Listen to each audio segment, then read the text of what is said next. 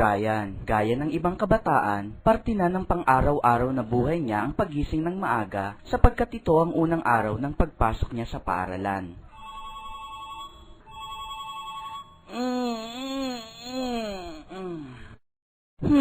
Mukhang pala-aral itong si Brian ah. Well, tignan nga natin kung ano ang kanyang buhay high school. Gaya rin kaya siya ng ibang kabataan na walang laman ng bag? Nagtatanong lang po. Magiliw na bata rin itong si Brian. Lahat ay kanyang binabati kahit di niya ito kakilala. Sa kanyang pagpasok sa silid-aralan, nasa lubong niya ang kanilang school directress. Good morning, ma'am! Kamusta po kayo? Good morning, Brian. I'm very good today.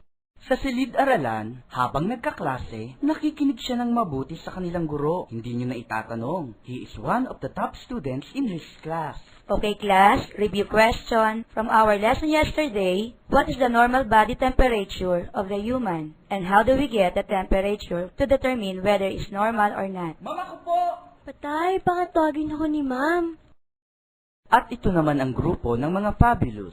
Lahat halos ng tao, nakatingin pag sila ang dumadaan. Sila din kasi ang pinakamayayaman sa loob ng school.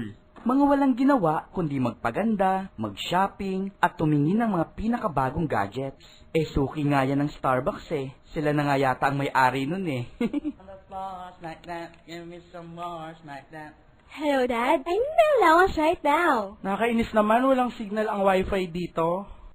At ito naman ang grupo ng mga varsity. Hinahangaan din sila ng marami. Magagaling kasi sa sport, madami ding nagkakagusto. Ika nga, mga crush ng bayan. Sana ay bilong. Hehe, joke lang. Galing ko magpaikot ng bola oh. Uy, may game pa tayo mamaya. Mga tol, may dito ko mamaya. Ito naman ang susunod na grupo, ang mga dancers. Sa sayawan, sila agad ang tinatawag. Mga one click lang, sayawan na. 1, 2, 3, 4. Soulja Boy, what's up? And I got this dance for y'all called the Soulja Boy. We got a fun. At sila, ang mga masisipag. Mga masisipag matulog. Shhh.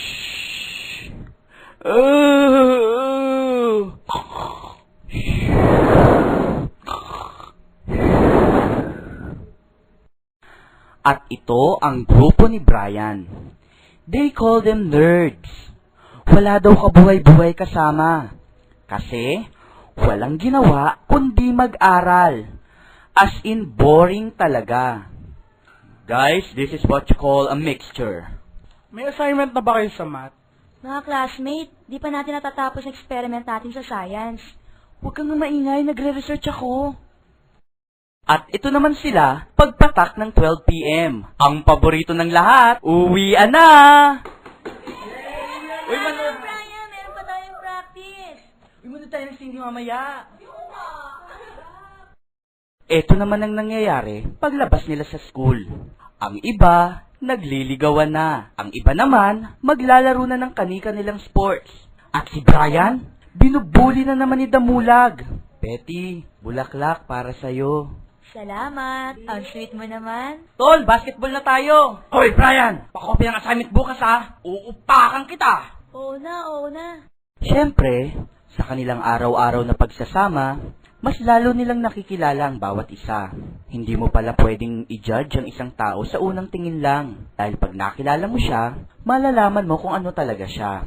Wala ito sa kakayahang bumili ng mga gamit na mamahalin o sa mga bagay na nagagawa nila. Sa field trip, magkakaiba sila ng katabi. Pero okay lang kahit hindi nila kasama ang kanilang mga kagrupo. Uy, pengi ng baon mo!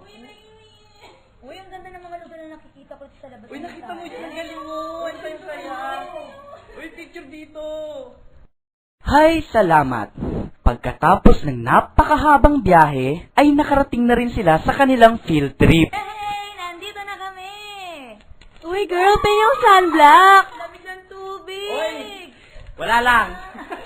Ayan na si Maing, lulusong na! Grabe, ang bilis ng panahon. Parang orasan na may pakpak at walang makapipigil sa pag-ikot nito.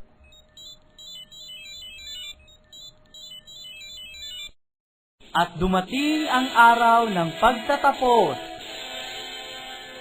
Graduate, for school year 2007 and 2008, Fabian Crisel R.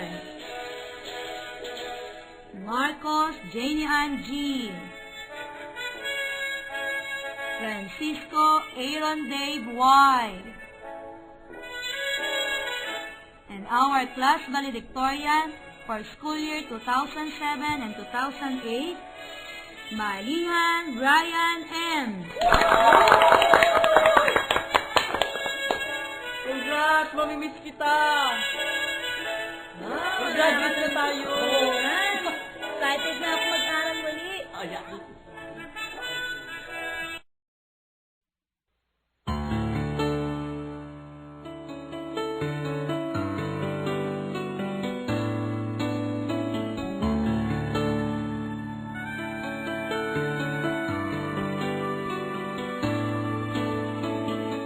What has life to offer me when I grow old? What's there to look forward to beyond the biting cold?